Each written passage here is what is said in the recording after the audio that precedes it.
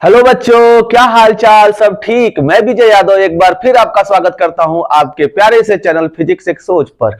बच्चों, जो आज का हमारा टॉपिक है वो ये है कि गॉस के नियम पर आधारित आंकिक प्रश्न।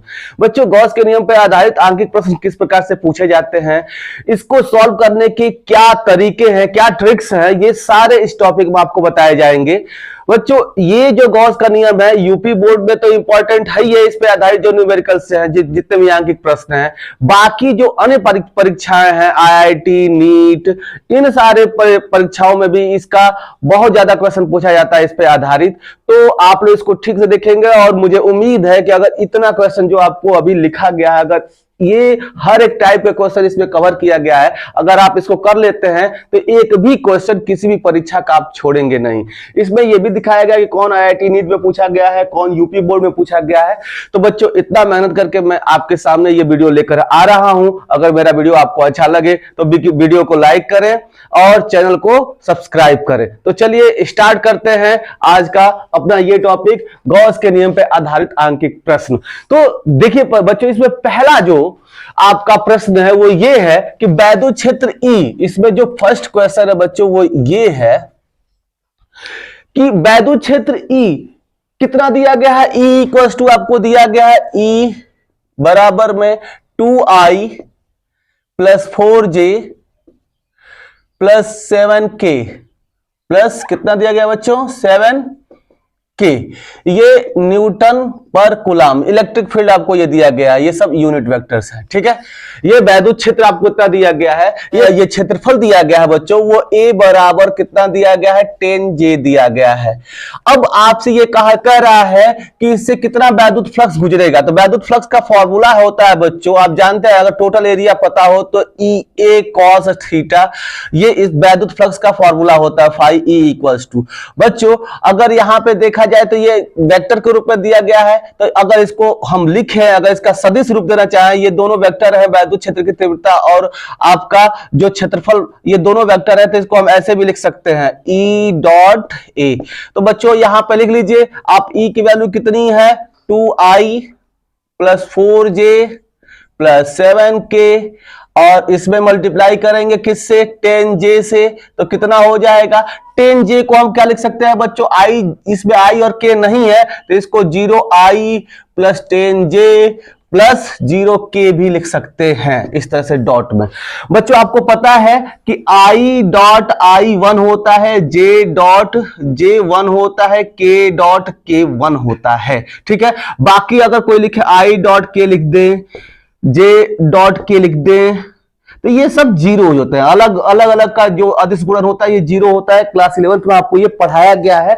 अगर उसी चीज का यहाँ पे यूज किया जाए तो आप देख सकते हैं, इस जीरो से इसमें गुणा होगा तो ये क्या हो जाएगा, जीरो। लेकिन यहाँ पे J और J में गुणा होगा तो 1, और 10 में 4 से गुणा होगा तो 40। J into J dot J 1 हो जाएगा, और ये जीरो है तो ये भी जीरो हो जाएगा। यानी कि आपका इसका आंसर आ जाएगा 40 न्यूटन मीटर स्क्वायर पर कूलम। इस वैद्युत फ्लक्स का ये क्या होता है, यूनिट होता है। तो पहला क्वेश्चन आपका बच्चों क्या हो गया, सॉल्व हो गया। पहला क्वेश्चन को आप यहां पे सॉल्व कर लिए। अब देखिए दूसरा क्वेश्चन आपसे क्या पूछा गया है बच्चों।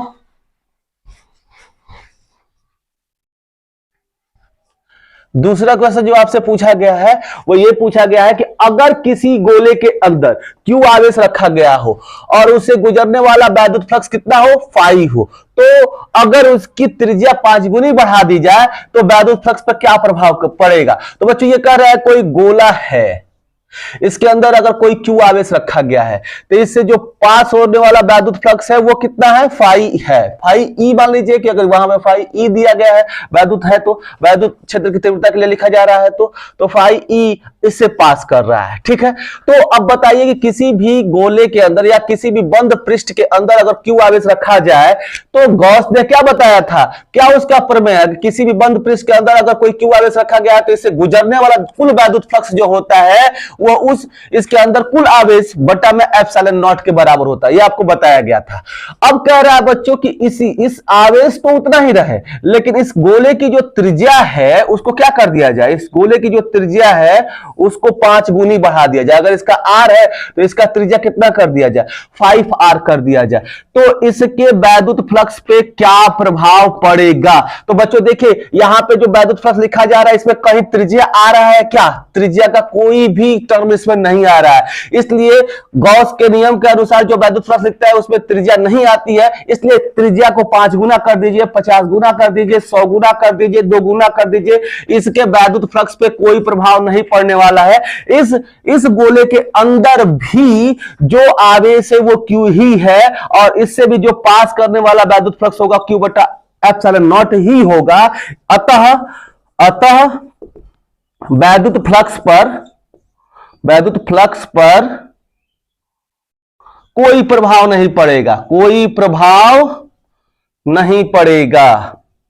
इसका ये दूसरे क्वेश्चन का ये आंसर हो जाएगा। अगर किसी भी बंद पृष्ठ के अंदर कोई आवेश है तो अगर मान लीजिए कि उससे जो वैद्युत फ्लक्स मिल रहा है अगर उसका सरफेस एरिया बढ़ा दे उस बंद पृष्ठ का, तो उसके वैद्युत फ्लक्स पे कोई प्रभाव नहीं पड़ता है। बच्चों आप इसको समझ सकते हैं क्योंकि गॉस के नियम में ये फॉर्मूला बनता है। इसका थोड़ा सा अगर इसका कारण समझना चाहें तो मैं उसको बता दे रहा हूं कि बच्चों देखिए यहां पे अगर इसका सरफेस एरिया कम है, मान लीजिए कि अगर आप इस फार्मूले का यूज करना चाहें phi equals to E A cos theta, बहुत लोग इस फार्मूले का यूज करके सोचेंगे कि एरिया बढ़ रहा है तो वैद्युत फ्लक्स भी बढ़ जाएगा, तो ऐसा नहीं होने वाला है बच्चों। यहां पे इसको समझ लीजिए कि एरिया बढ़ रहा है, मान लीजिए यहाँ पे क्यू आवेश इसके सेंटर पर रखा है, एरिया बढ़ रहा है, इसके साथ साथ इसकी दूरी ये आर भी बढ़ रही है, त्रिज्या भी बढ़ रही है, तो एरिया तो बढ़ रहा है, ये एरिया तो बढ़ेगा, लेकिन अगर इस क्यू आवेश से इस बिंदु की दूरी बढ़ेगी तो ई का मान, मान लीजिए कि ई का मान जो वैद्युत क्षेत्र की तीव्रता होती है वो क्या होती है, के क्यू बटे में आर स्क्वायर। अगर ये आर बढ़ेगा तो ये क्या होगा, ई घटेगा, तो यहां पर रेडियस इससे बढ़ेगा, मतलब इस पॉइंट से इस क्यू से अगर किसी बिंदु की दूरी बढ़ेगी तो ई का मान क्या होगा, घटेगा। तो यहां पर देखिए आप जिस रेशियो में एरिया को बढ़ाएंगे, क्षेत्रफल को बढ़ाएंगे, उसी रेशियो में ई का मान घटने लगेगा। तो दोनों को गुणा करने पर हमेशा एक ही वैल्यू आएगी और जो किसके बराबर आएगी, क्यू बटे में एप्सिलॉन नॉट के बराबर आएगी। इसलिए इस केस में अगर आवेश उसके अंदर जितना भी है, अगर कितना भी उसके एरिया को बढ़ा दीजिए उसके वैद्युत फ्लक्स पे कोई प्रभाव नहीं पड़ेगा। तो दूसरा क्वेश्चन का आंसर ये हो जाएगा बच्चों। अब चलिए तीसरे क्वेश्चन को हम सॉल्व करते हैं। तीसरा क्वेश्चन क्या है, कहा जा रहा है बच्चों कि अगर किसी बंद पृष्ठ के अंदर कोई द्विध्रुव रखा गया हो तो उससे कितना वैद्युत फ्लक्स गुजरेगा। कहा जा रहा है बच्चों कि अगर कोई बंद पृष्ठ है, मान लीजिए कोई गोला ही है, इसके अंदर कोई वैद्युत द्विध्रुव क्या होता है, एक ऐसा निकाय जिसमें दो बराबर तथा विपरीत आवेश एक दूसरे से अल्प दूरी पर रखे गए हैं, उसको हम क्या कहते हैं, वैद्युत द्विध्रुव कहते हैं। तो मान लीजिए बच्चों यहाँ पे माइनस क्यू है और यहाँ पे क्या है, प्लस क्यू है, और ये दोनों आवेश इस बंद पृष्ठ के अंदर रखा गया है। इस केस में आपका कितना वैद्युत फ्लक्स इस पूरे पृष्ठ से गुजरेगा। तो बच्चों गॉस का नियम क्या कहता है कि अगर कोई बंद पृष्ठ है उसके अंदर का कुल आवेश, नेट आवेश, मतलब इसके अंदर इससे कितना वैद्युत फ्लक्स गुजरेगा, तो गॉस का नियम ये कहता है ये क्यू नेट बटे में एप्सिलॉन नॉट होता है। मतलब क्यू नेट का मतलब क्या है, क्यू संपूर्ण का मतलब क्या है कि इस बंद पृष्ठ के अंदर जितने भी आवेश हो उन सब का योग, बीजगणितीय योग। तो बच्चों इस देखिए इस क्यू नेट का मतलब अगर यहां निकालेंगे तो इस बंद पृष्ठ के अंदर कितने आवेश हैं, माइनस क्यू प्लस क्यू और बटे में एप्सिलॉन नॉट, ये क्यू नेट हो जाएगा। दोनों को जोड़ेंगे तो मतलब एक प्लस में क्यू है एक माइनस में है, तो कटेगा तो जीरो हो जाएगा, तो जीरो बटे में एप्सिलॉन नॉट, तो इस केस में जीरो हो जाएगा, इससे पास होने वाला जो वैद्युत फ्लक्स हो जाएगा वो जीरो हो जाएगा। तो बच्चों इसका आंसर यही हो जाएगा कि अगर किसी बंद पृष्ठ के अंदर कोई डाइपोल रखा गया है तो उससे कितना वैद्युत फ्लक्स पास होता है, तो तीसरा क्वेश्चन जीरो हो जाएगा। बच्चों इसी तरह से बहुत सारे क्वेश्चन पूछे जाते हैं और भी मैं उसको बता दूं तो थोड़ा सा आप इसको सुनिए। इसका आंसर तो यहीं पे ये खत्म हो गया, लेकिन और भी आपसे क्वेश्चन पूछा जा सकता है, एक अलग टाइप का पूछा जा सकता है। कैसे पूछा, मान लीजिए कि एक कोई बंद पृष्ठ है, इसके बाहर कोई क्यू आवेश रखा गया है, तो इसकी वजह से कितना वैद्युत फ्लक्स पास करेगा। तो बच्चों आप सोचेंगे कि यहां से वैद्युत बल रेखा ऐसे निकल रही है,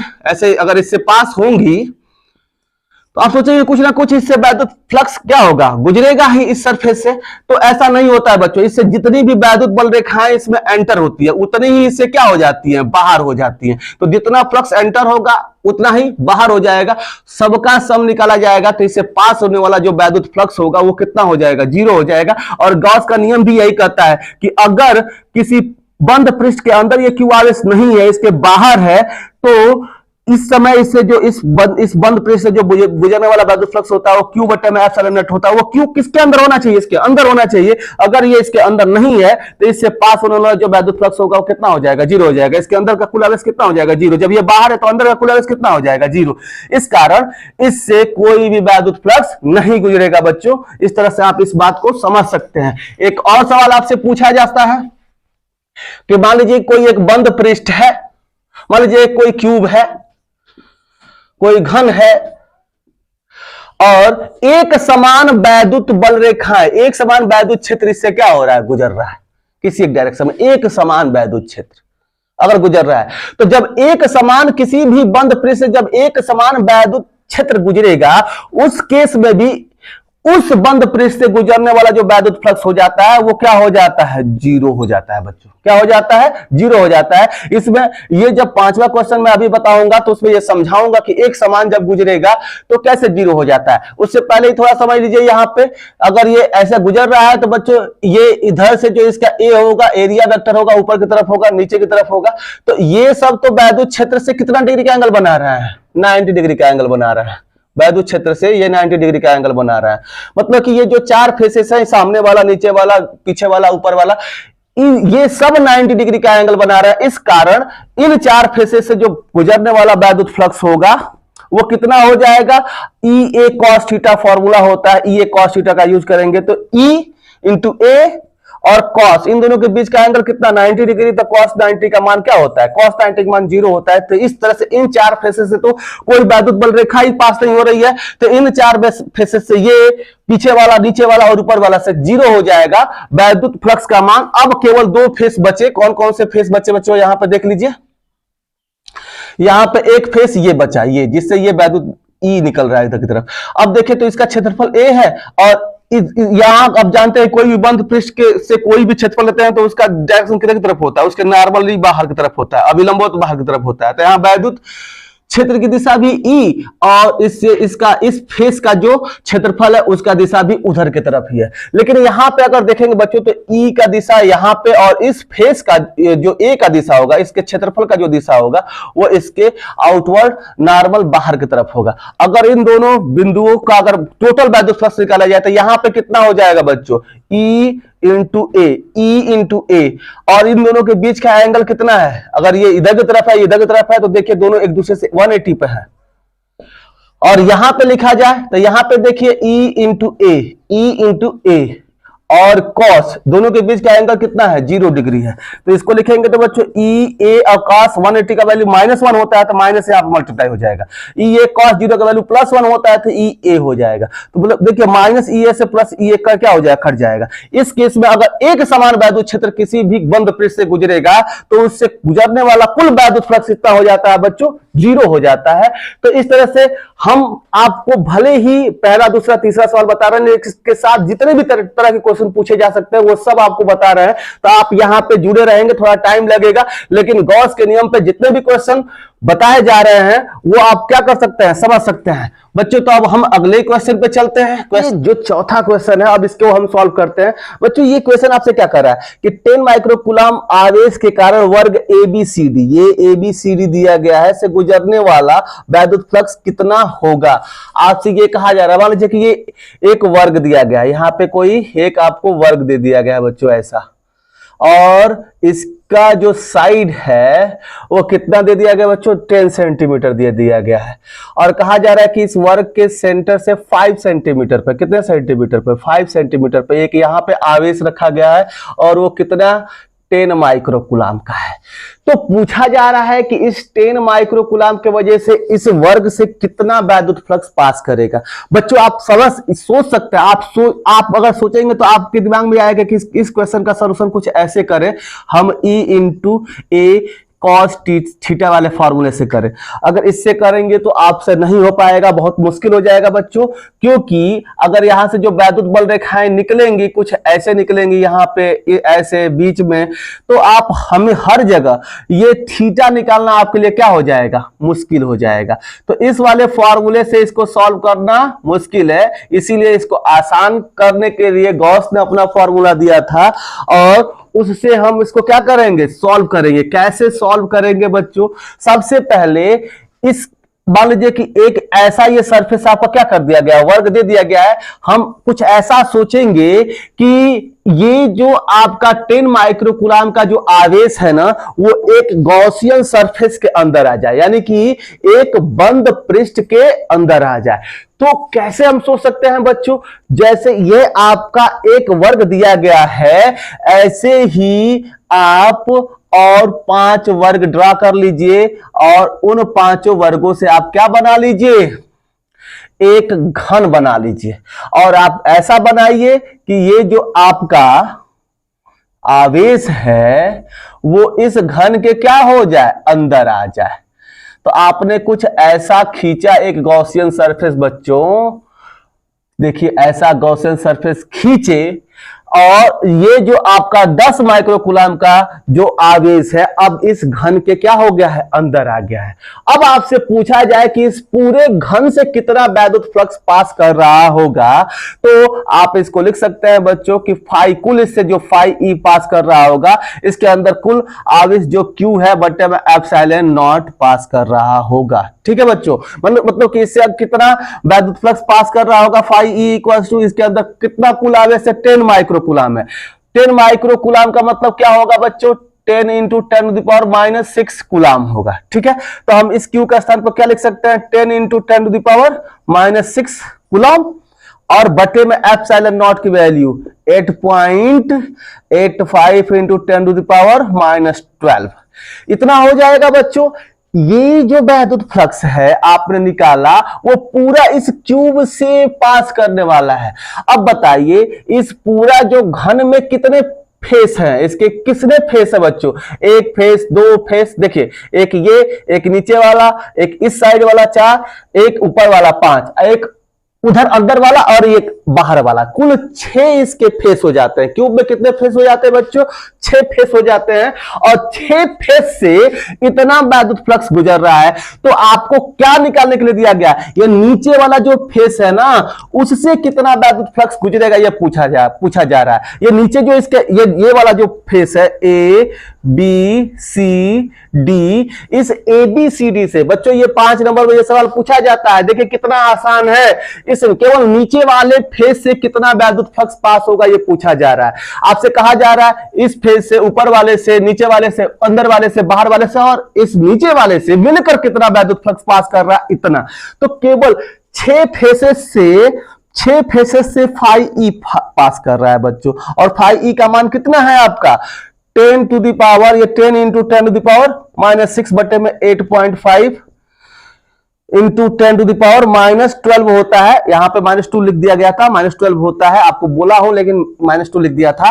तो 6 फेसेस से इतना, 6 फेस से कितना पास कर रहा है फाई, तो एक फेस से कितना पास करेगा बच्चों, फाई ई बटा में 6, यानी कि ये जितना भी आया उसमें 6 से भाग देना पड़ेगा, 1/6 इंटू 10 गुणे 10 के पावर -6 बटे में 8.85 इंटू 10 टू द पावर -12, यानी कि ये जो आपका एक फेज से जो वैद्युत फ्लक्स पास होगा फाई किस से, अगर इसको हम लिखे एक फेज से जो ये वैद्युत फ्लक्स पास कर रहा है इसको हम लिख लेंगे phi A B C D से जो पास होगा वो इतना पास होगा।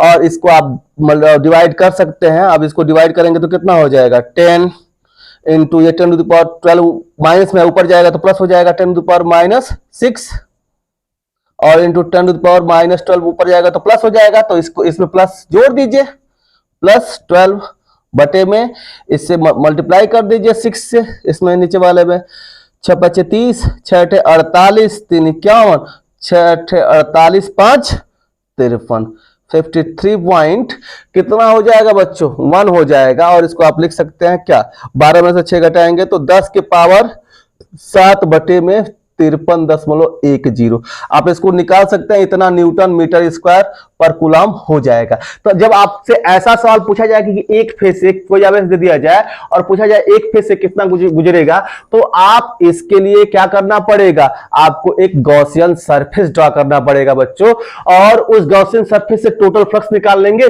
अगर एक से पूछ रहा है तो बहुत आसानी से एक से आप क्या कर सकते हैं, अगर 6 फेसेस से इतना गुजर रहा है, 6 फेसेस से इतना, तो एक फेज से कितना, 6 से भाग देना पड़ेगा। या अब हम बढ़ेंगे अगले क्वेश्चन पे, 5वें क्वेश्चन पे। 5वां क्वेश्चन हमारा क्या है, इसको ठीक से समझिएगा बच्चों कि 5वें क्वेश्चन को हम कैसे सॉल्व कर सकते हैं।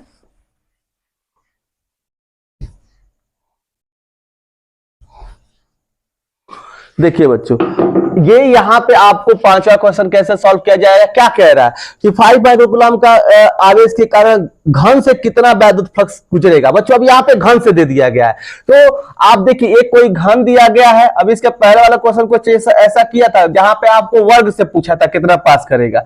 अब यहां से ये जो नीचे घन दिया गया है बच्चों, इस घन से कितना वैद्युत फ्लक्स पास करेगा, इसको आपसे क्वेश्चन में पूछ दिया गया है। अब इसको कैसे सॉल्व करेंगे, देखिए इसके इस वाले सरफेस पे ये कितना 5 माइक्रोकूलम का जो आवेश दिया गया है, इसके इस सरफेस पे 5 माइक्रोकूलम का जो आवेश है वो है इसके सरफेस पे। बच्चों अगर ये आवेश इसके अंदर होता, अगर ये आवेश इसके अंदर होता तो बहुत आसानी से इस वाले फॉर्मूले से हम इसको क्या कर देते, निकाल देते। अगर ये जो क्यू आवेश इसके अंदर होता, ये आवेश इसके अंदर होता, तो इस वाले फॉर्मूले से यहां पे 5 माइक्रोकूलम और यहां पे एप्सिलॉन नॉट की वैल्यू रख देते, बहुत आसानी से 5e हमारी क्या हो जाती, निकल जाती। लेकिन अब बताइए कि ये इसके अंदर नहीं है, बिल्कुल इसके ऊपर वाले फेस पर रखा गया है।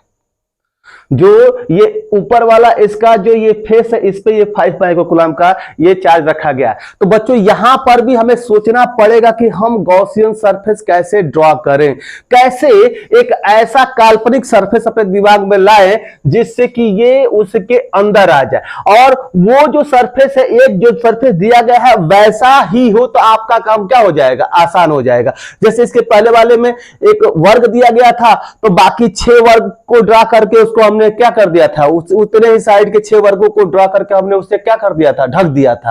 अब और उसके किसी एक फेस से निकाल दिया था। उसका साइड कितना हो उससे कोई मतलब नहीं है, इसका भी साइड कितना है, इसका कितना लेंथ है उससे कोई मतलब नहीं है। बस इस घन से कितना पास कर रहा है उसको हम क्या कर सकते हैं, निकाल सकते हैं। इस वाले क्वेश्चन में 10 सेंटीमीटर कोई मतलब नहीं है, कितना भी सेंटीमीटर का दिया गया हो, आपको क्या करना है, बस उसके जैसे और 6 आपने खींचा और उसके अंदर ये ला दिया। एक खींचने से इसके अंदर आता नहीं, 6 खींचा लाया और यहाँ पे 1/6 क्यू बाई एप्सिलॉन नॉट आपका आंसर आया था, उसको सॉल्व कर लिया था।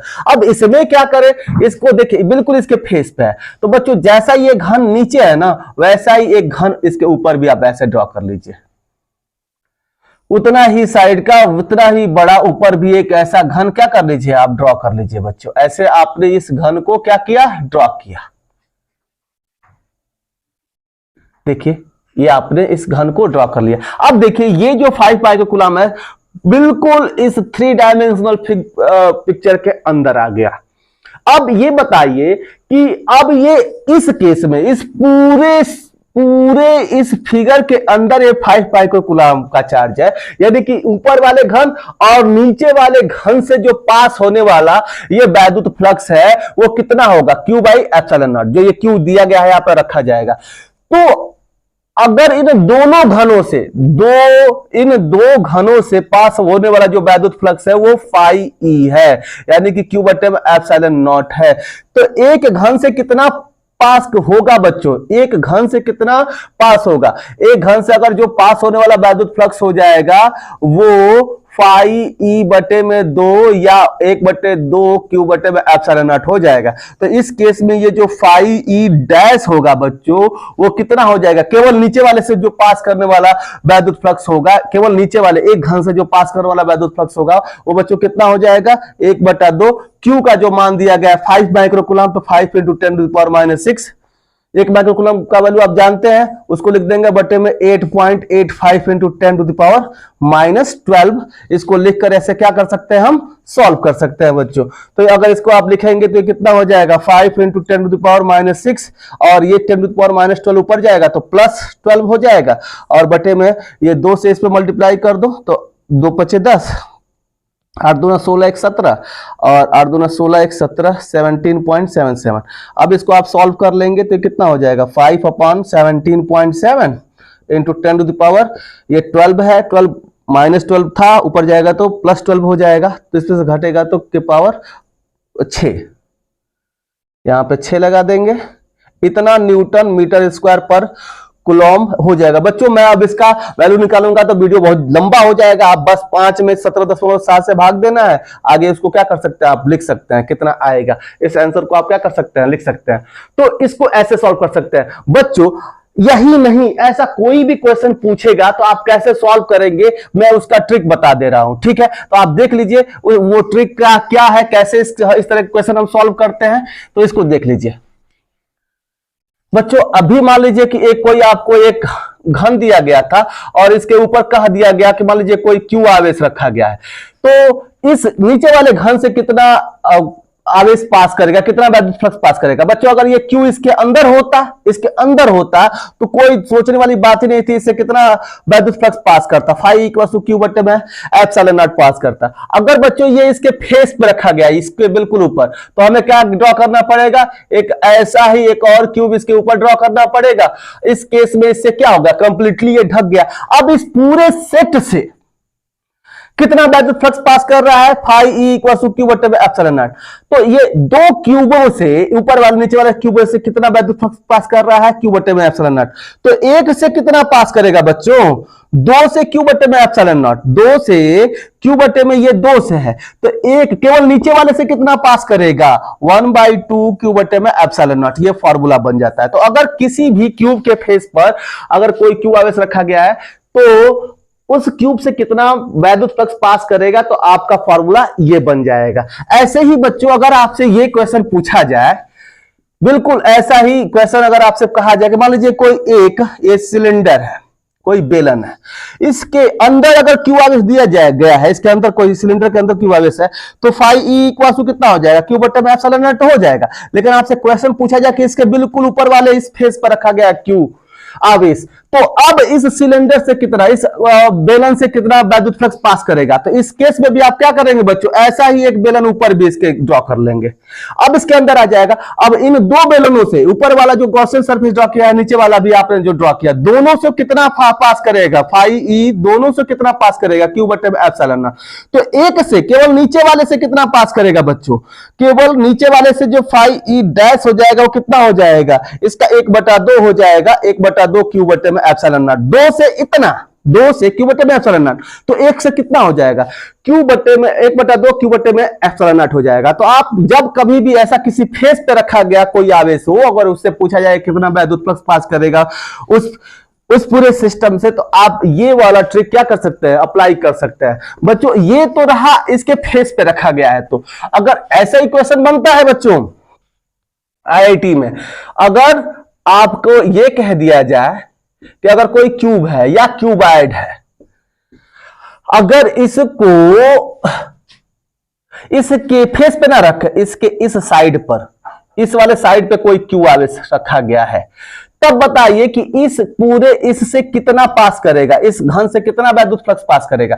तो बच्चों अब इस आवेश को ढकने के लिए अगर आप एक ऊपर भी बनाते हैं, ऐसे एक क्यूब बनाते हैं, तो इस केवल एक क्यूब के बना देने से ये नहीं ढकने वाला। अब मान लीजिए बना दिए, तो अब इसका एक पार्ट तो ढक गया, लेकिन फिर से इधर से ये दिखाई देगा, अभी पूरा इसके अंदर आया नहीं है, अभी इसके ये फेस पे है।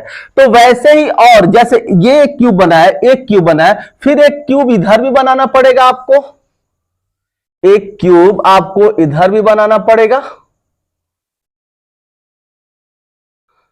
कुछ ऐसे, और एक क्यूब आपको और भी बनाना पड़ेगा, यहां पर भी कुछ ऐसे, ये क्यूब।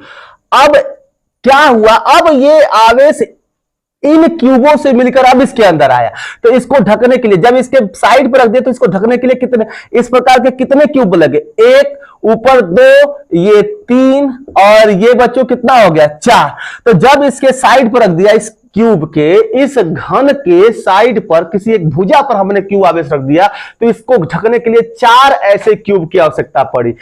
तो अब इन 4 क्यूबों से मिलकर कितना फ्लक्स पास करेगा, चारों से मिलकर, इन चारों क्यूबों से मिलकर कितना वैद्युत फ्लक्स पास करेगा, इसके अंदर क्यू आवेश है तो क्यू बटे में एप्सिलॉन नॉट। तो ये 4 से मिलकर फाई ई, तो 1 से कितना हो जाएगा, फाई ई बटे में 4, या इसको लिख सकते हैं 1/4, 1/4 क्यू बटे में एप्सिलॉन नॉट। तो बच्चों अगर फेस पे रखा जा रहा है तो 1/2 क्यू बाई एप्सिलॉन नॉट आ रहा है, अगर इसके भुजा पे रखा जा रहा है इस क्यूब के तो 1/4 क्यू बटे में एप्सिलॉन नॉट रखा जा रहा है।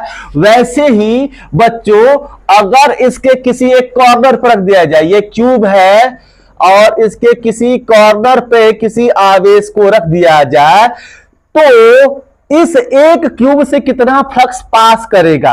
बच्चों इस पे रखा गया तो 4 क्यूबे से ढका गया, इसके ऊपर रखा गया तो 2 क्यूब से इसको ढका गया। अगर इसके कॉर्नर पर रखा जाएगा तो इसको ढकने के लिए ये 4 तो लगेंगे, उसके उधर 4 और लगेंगे, 8 क्यूब लगेंगे, एक इधर से, एक ऊपर, इसके ऊपर, एक इसके ऊपर, 4 तो ये हो गए, और उधर से भी मान लीजिए कि ये यहां पे इस कॉर्नर पर रखा गया है तो एक इधर एक क्यूब रखा लगेगा, एक इसके ऊपर, एक इसके ऊपर, और इस इधर से भी 1 2 3 4 क्यूब आपको क्या करना पड़ेगा, लगाना पड़ेगा। यानी कि इस कॉर्नर पर रखा गया तो ऐसे ही 8 क्यूब के द्वारा ये क्या होगा, ढकेगा। तो इस एक क्यूब से कितना वैद्युत फ्लक्स पास होगा बच्चों, phi E dash equal to 1/8, 8 से क्यू बटे में एप्सिलॉन नॉट, तो 1 से कितना, 1/8 क्यू बटे में एप्सिलॉन नॉट। तो याद रखें कि अगर कोई मान लीजिए ये क्यूब है या क्यूबाइड है,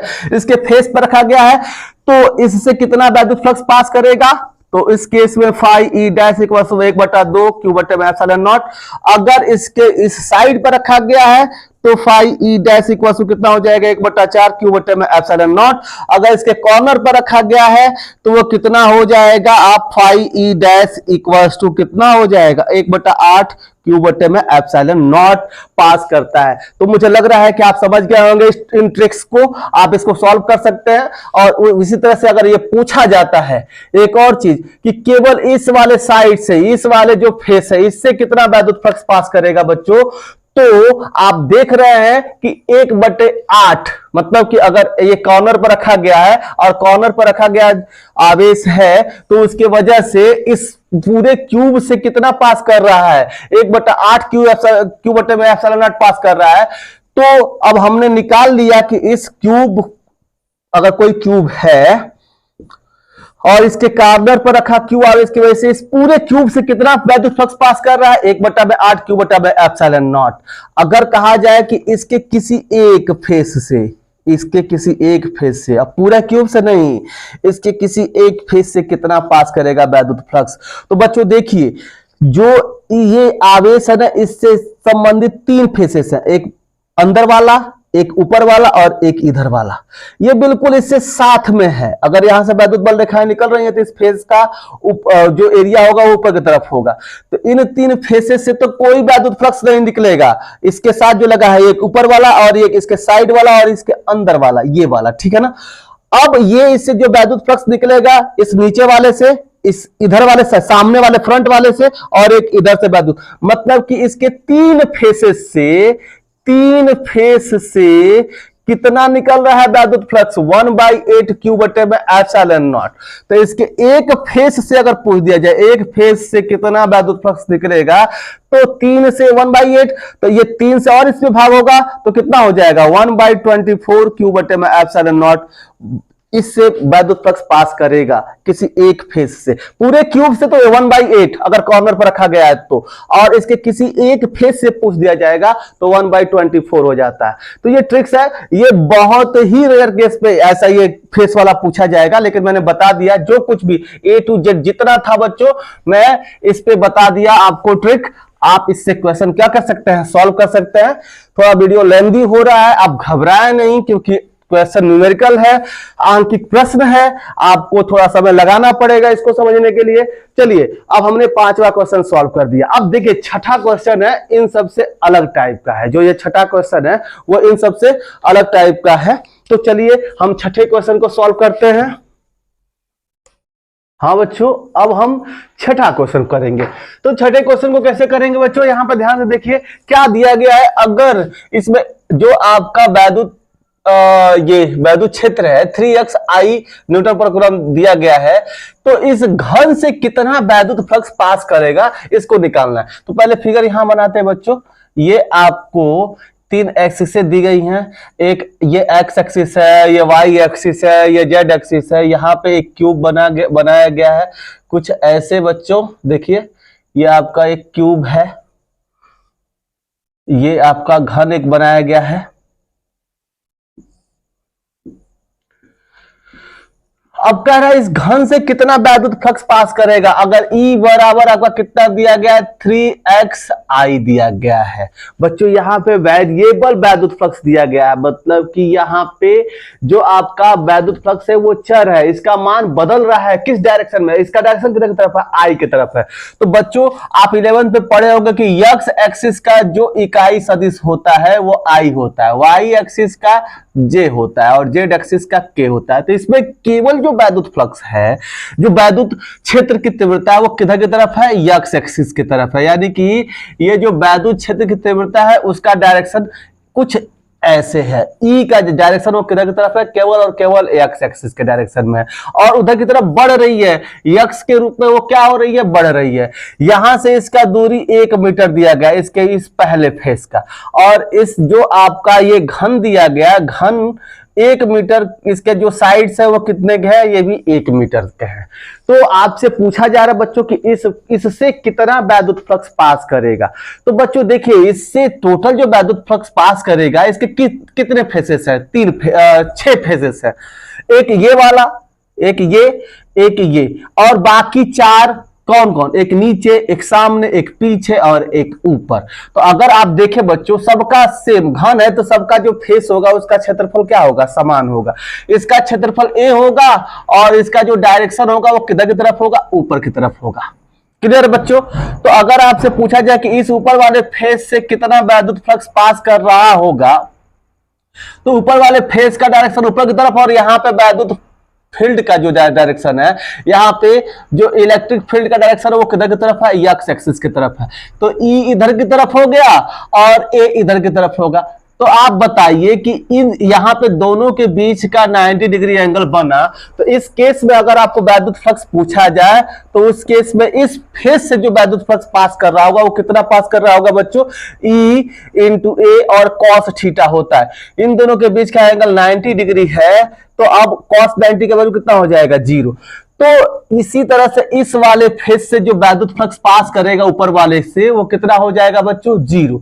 वैसे ही नीचे वाले का जो डायरेक्शन होगा ए नीचे की तरफ और वैद्युत एक्स एक्सिस के डायरेक्शन, यही ना एक्स एक्सिस है, एक्स एक्सिस के डायरेक्शन में वैद्युत फील्ड ई, वैद्युत क्षेत्र की तीव्रता ई पास कर रही है। यहां पर भी ये कितना डिग्री का, 90 डिग्री का एंगल बनेगा।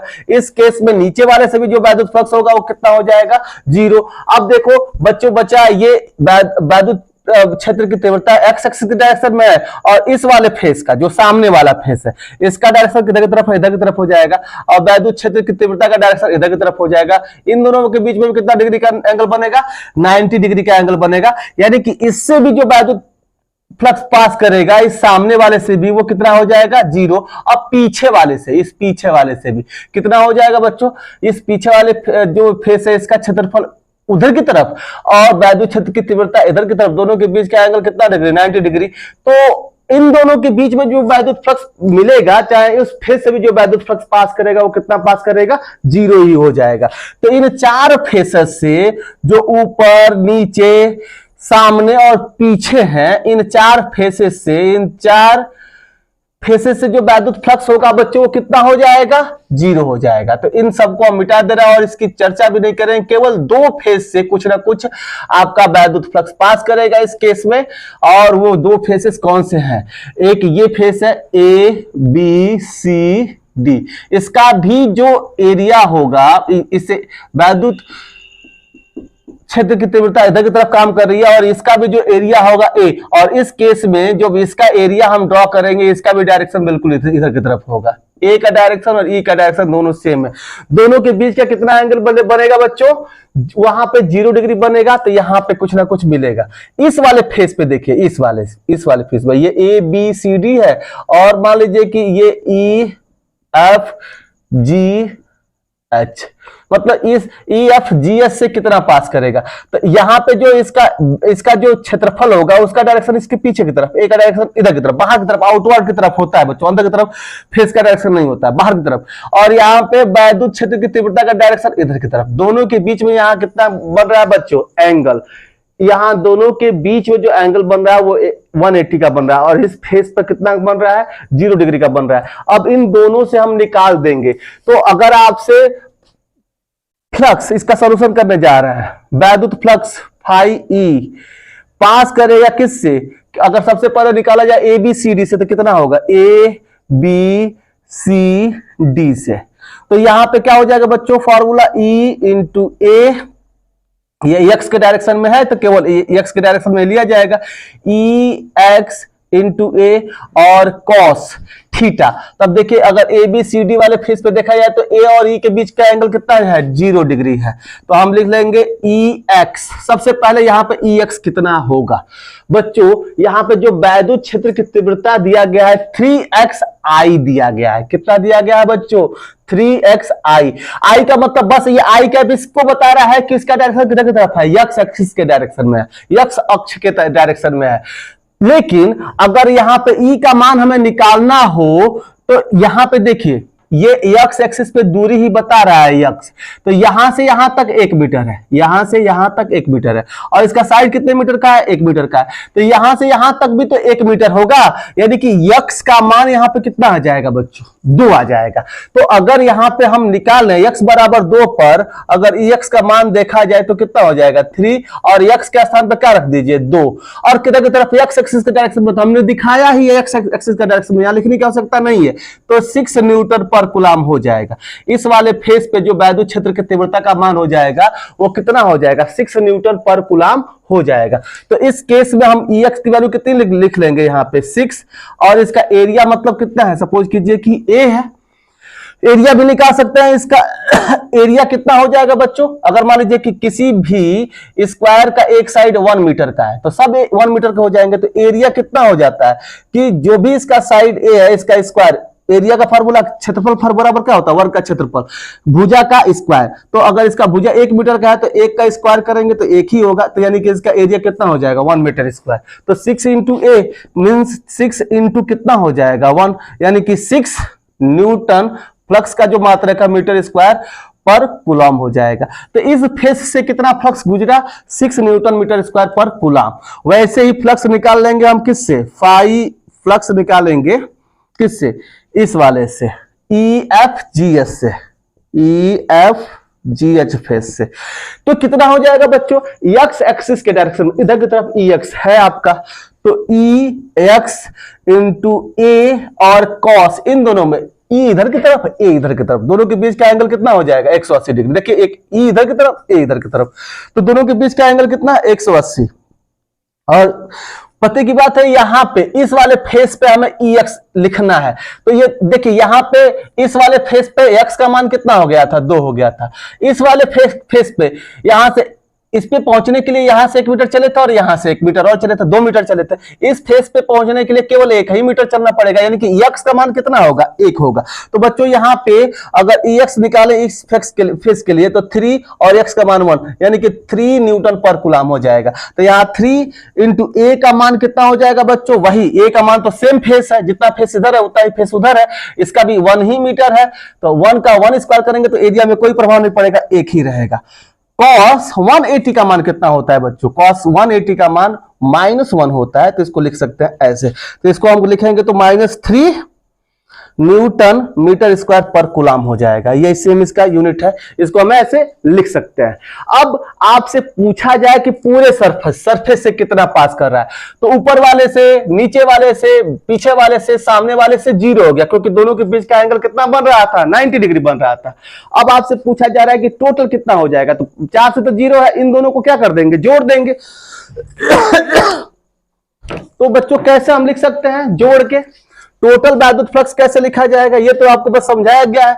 यहां पे अगर टोटल वैद्युत फ्लक्स लिखना होगा आपको, ये जो फाई टोटल लिखेंगे आप, फाई टोटल अगर निकालेंगे, संपूर्ण पृष्ठ से कितना वैद्युत फ्लक्स गुजर रहा है, तो आपको इन दोनों क्या करना पड़ेगा, phi A B C D plus में phi E F G H को जोड़ना पड़ेगा। एबीसीडी से कितना आया बच्चों 6, और इससे कितना आया -3, यानी कि 3, 6 में से 3 घटेगा 3 न्यूटन मीटर पर स्क्वायर पर कूलाम आपका आंसर हो जाएगा। तो बच्चों जब इस तरह का सवाल दिया जाए तो आप हमेशा, जब क्यूब दिया जाए और एक्स एक्सिस के डायरेक्शन में इलेक्ट्रिक फील्ड दिया जाए, तो 4 फेसेस से आप 0 मान लेंगे। लिखना नहीं है, इतना कौन लिखता है न्यूमेरिकल में, आप समझ गए तो उतना ही काफी है कि ये एरिया ऊपर की तरफ है, इलेक्ट्रिक फील्ड इस इधर की तरफ है, दोनों के बीच का जहां पे 90 डिग्री ई और ए के बीच में हुआ, वहां पे वैद्युत फ्लक्स क्या हो जाने वाला है, 0 हो जाने वाला है। केवल 0 डिग्री पर और 180 पर आपको देखना है, तो आप ऐसे क्या कर सकते हैं, निकाल सकते हैं। तो आप बस 2 फेसेस से निकालेंगे, एक पीछे वाले से, एक सामने वाले से, बाकी 4 फेसेस के बारे में छोड़ देंगे सोचना। ये ट्रिक लगाना है, सबके बारे में सोचेंगे तो आपसे क्वेश्चन सॉल्व नहीं हो पाएगा। तो यहां पे जैसा दिया गया वैसे क्वेश्चन सॉल्व कर दिया गया। अब देखिए अगला क्वेश्चन। अब बच्चों केवल 5 से 10 मिनट में ये सारे क्वेश्चन सॉल्व हो जाएंगे। चलिए अब 7वां क्वेश्चन। 7वां क्वेश्चन क्या कह रहा है बच्चों कि धातु की एक पतली गोलीय कोष है, एक धातु की पतली गोलीय कोष है, और इसके कोष जिसकी त्रिज्या कितनी है, 0.25 मीटर है। इसकी त्रिज्या कितनी है, 0.25 मीटर इसकी त्रिज्या दी गई है। इस पर 2 माइक्रोकूलाम का, इस पे जो आवेश है पॉजिटिव है, तो पॉजिटिव 2 माइक्रोकूलाम का इसके ऊपर, इसके सरफेस पे जो 2 माइक्रोकूलाम का इस पे आवेश दिया गया है, Q इक्वल्स टू 2 माइक्रोकूलाम, यानी कि 2 × 10⁻⁶ कूलाम का आवेश इस पे आपको अब दिया गया है। क्या कह रहा है कि आवेश के कारण वैद्युत क्षेत्र की तीव्रता ज्ञात कीजिए। कहां कहां, इसके अंदर, इसके पृष्ठ पर, इसके पृष्ठ से 1.275 मीटर की दूरी पर। तो बच्चों आपको बताया गया है, इसका भी आपको इसके पहले वाले लेक्चर में बताया गया था कि इसके अंदर कितना होता है। तो अगर कोई भी गोलीय कोष हो जो अंदर से खोखला गोला हो, तो उसके अंदर, इसके अंदर जो इसके अंदर कोई आवेश ही नहीं है, तो इसके अंदर वैद्युत क्षेत्र की तीव्रता का मान कितना हो जाता है बच्चों, 0 हो जाता है। आपको बताया गया था कि गोलीय कोष के अंदर, या धातु का गोला है, धातु के गोले के अंदर भी जो वैद्युत क्षेत्र की तीव्रता का मान होता है वो 0 हो जाता है। केवल अधातु हो या कुचालक हो या अचालक हो, उसके अंदर वैद्युत क्षेत्र की तीव्रता का मान कुछ मिलता है, बाकी सबके अंदर वैद्युत क्षेत्र की तीव्रता का मान क्या हो जाता है बच्चों, 0 हो जाता है। तो ये अंदर से खोखला है, तो इसके अंदर जो वैद्युत क्षेत्र की तीव्रता का मान होगा वो क्या हो जाएगा, 0 हो जाएगा। ये पहले क्वेश्चन का, 7वें के पहले का आंसर हो गया कि 0 हो जाएगा, क्योंकि इसके अंदर कोई आवेश नहीं है। दूसरे, इसके पृष्ठ पे फार्मूला क्या होता है बच्चों, अगर मान लीजिए कि इसके पृष्ठ के बाहर कोई r डिस्टेंस पे कोई बिंदु है P, तो इस पे वैद्युत क्षेत्र का तीव्रता का जो फार्मूला हो जाता है वो कितना हो जाता है, 1/4πε0 Q/r²। इसको डिराइव कराया गया है। अगर इसका रेडियस कैपिटल R है, तो उसके केस में इसके पृष्ठ पर कितना वैद्युत क्षेत्र की तीव्रता हो जाएगी इस बिंदु पर, वो भी आपको बताया गया, 1/4πε0।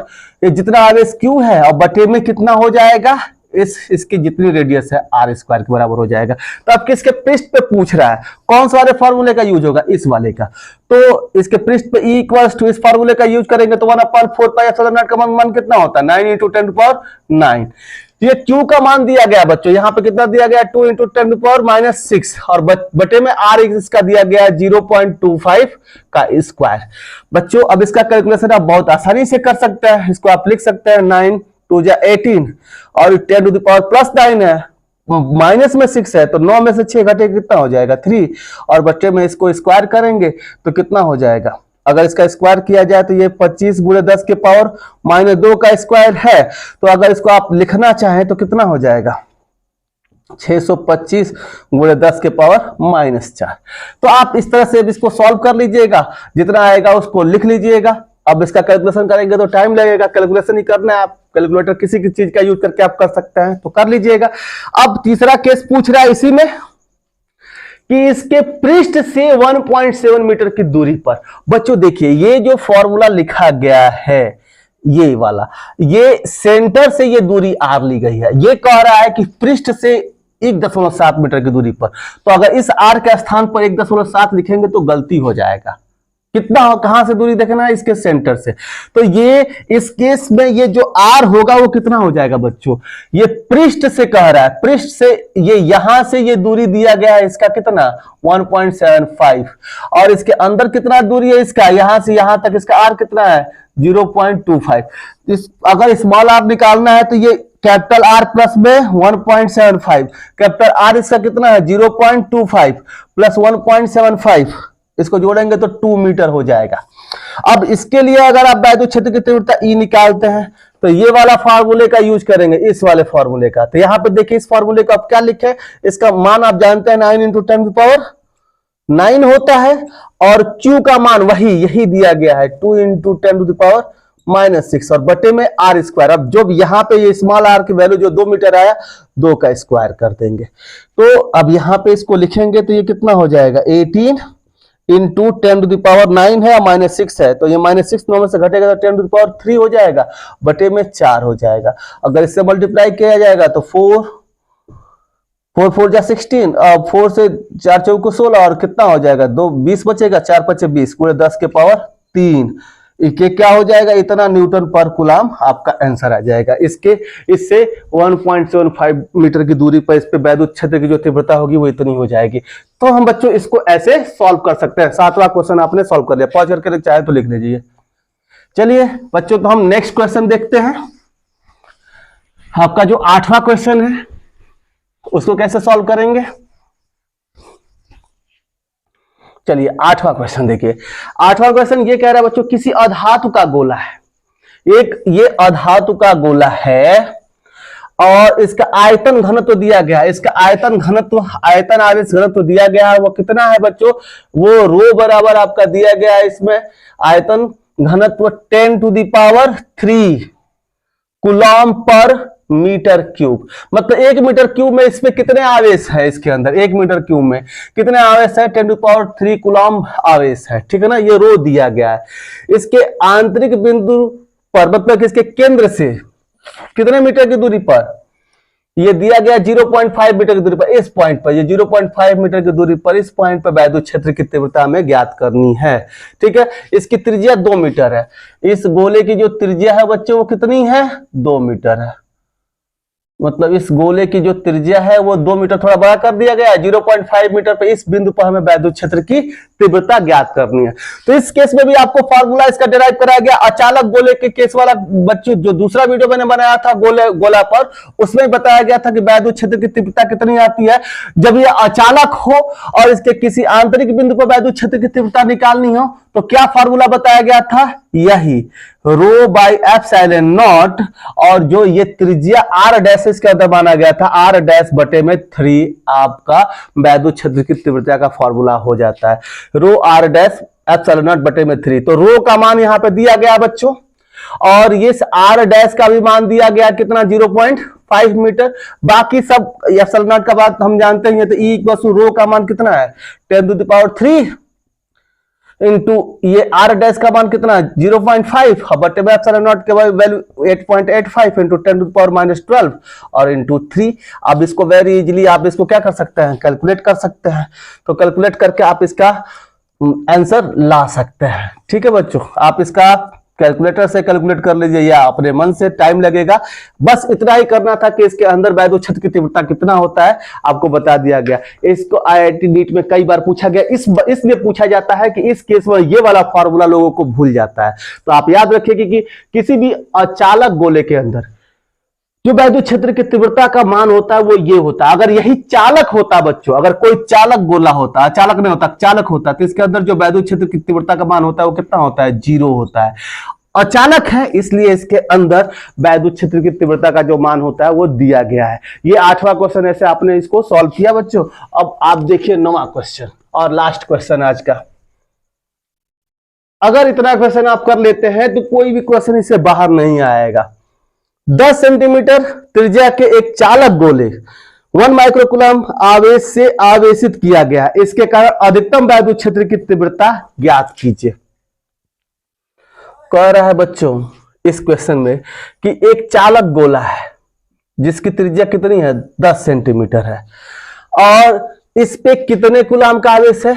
और कोई चालक गोला है तो आपको पता है कि सारे आवेश कहां पे पहुंच जाते हैं, कोई भी आवेश अंदर नहीं होता है, सारे आवेश कहां पे पहुंच जाते हैं? इसके सरफेस पर पहुंच जाते हैं। तो ये सारा कितना इस पे आवेश दिया गया है बच्चों? 1 माइक्रोकूलम का। इस पे क्यों आवेश दिया गया है? 1 माइक्रोकूलम, और इसका मान 10⁻⁻6 कूलम हम लिख सकते हैं। इसका जो रेडियस आर दिया गया है बच्चों वो कितना गया है? 10 सेंटीमीटर दिया गया है, और इसको हम मीटर में लिखेंगे तो 0.1 मीटर इसको हम लिख सकते हैं। सेंटीमीटर को मीटर बदलते हैं तो 2 अंक दशमलव इधर लगता है, ठीक है, तो हम इसको हमने मीटर में बदल दिया। अब कह रहा है इसके कारण अधिकतम वैद्युत क्षेत्र की तीव्रता। तो बच्चों देखिए, जब इसके बाहर किसी बिंदु पर वैद्युत क्षेत्र की तीव्रता लिखते हैं आर डिस्टेंस पे, तो ये इस आर कैपिटल आर से ये ज्यादा दूरी हो जाएगा, और इस केस में 1/4πε0 Q/r² लिखेंगे। आवेश तो वही है, लेकिन ये दूरी ज्यादा रख दिया जाए, इससे r² से डिवाइड किया जाए तो इसका मान बहुत कम हो जाएगा। इसके अंदर इसका वैद्युत, कोई भी चालक गोले के अंदर जो वैद्युत क्षेत्र की तीव्रता का मान होता है वो 0 होता है। बाहर अगर ये r² होने के कारण कम हो जाएगा, इसके अंदर 0 हो जाएगा, तो अधिकतम इसका मान कहां मिलेगा? इसके सरफेस पर। कोई भी चालक गोला है तो उसके पृष्ठ पर वैद्युत क्षेत्र का मान अधिकतम होता है बच्चों। पृष्ठ से दूरी पर करेंगे तो वैद्युत क्षेत्र का मान घटने लगेगा, कम हो जाएगा, अधिकतम पूछ रहा है। और पृष्ठ के अंदर थोड़ा सा भी आएंगे तो वैद्युत क्षेत्र का मान क्या हो जाएगा? 0 हो जाएगा। तो इसलिए पृष्ठ पे सबसे ज्यादा वैद्युत क्षेत्र का मान अधिकतम होता है, इसलिए इसके पृष्ठ पे जो वैद्युत क्षेत्र की तीव्रता का फॉर्मूला होता है वही यूज होगा, और उसका फॉर्मूला जो होता है 1/4πε0 और Q/r² होता है, इसका यूज करके आप निकाल सकते हैं। इसमें क्या की पॉइंट था कि ये कह रहा अधिकतम पूछ रहा है। अधिकतम आप सोचने लगे इसके अंदर वाह या उसके बाहर वाह, कहीं नहीं, उसके सरफेस पर क्या होगा? वैद्युत क्षेत्र की तीव्रता का मान अधिकतम होगा, और वहां पे हम निकाल लेंगे। इसका मान कितना होता है? 9 × 10⁻9 1/4πε0 का मान। Q का मान दिया गया है 10⁻⁻6 और R का मान दिया गया है 0.1 मीटर, और इसका स्क्वायर लिख देंगे। तो इसको कैसे लिख सकते हैं बच्चों? 9 × 10⁻9, 9 × 10⁻9 प्लस में, और ये 3 हो जाएगा, और बटे में ये कितना हो जाएगा? इसको भाग देंगे तो 0.01। अब बच्चों आप क्या कर सकते हैं, यहाँ 2 अंक पे दशमलव हटाएंगे तो यहाँ 2 0 लग जाएगा, 900 हो जाएगा। तो अब बटे में 1 से भाग देंगे तो कोई इफेक्ट नहीं पड़ेगा, तो ये 9 और 2 0 और इस पे लगेगा तो 10 × 5 इतना क्या हो जाएगा? न्यूटन पर कूलम। ये आपका इस क्वेश्चन का आंसर हो गया बच्चों। ये थे 9 क्वेश्चन। मुझे लगता है कि अगर इतना क्वेश्चन आप लोग समझ लिए होंगे तो इसके अलावा कोई भी क्वेश्चन, चाहे यूपी बोर्ड हो, चाहे IIT हो, नीट हो, इससे ज्यादा क्वेश्चन नहीं पूछा जाएगा। तो आप लोगों ने इसको समझ लिया। मैं इतना देर आपके लिए मेहनत किया, आपको एक एक चीज समझाया। अगर आपको ये वीडियो अच्छा लगा हो तो वीडियो को लाइक कीजिए, नीचे जो बटन दिया गया उस पर लाइक कीजिए, और जो लोग सब्सक्राइब नहीं किए हैं वो चैनल को सब्सक्राइब करें। आज के लिए बस इतना ही। Bye bye, Tata.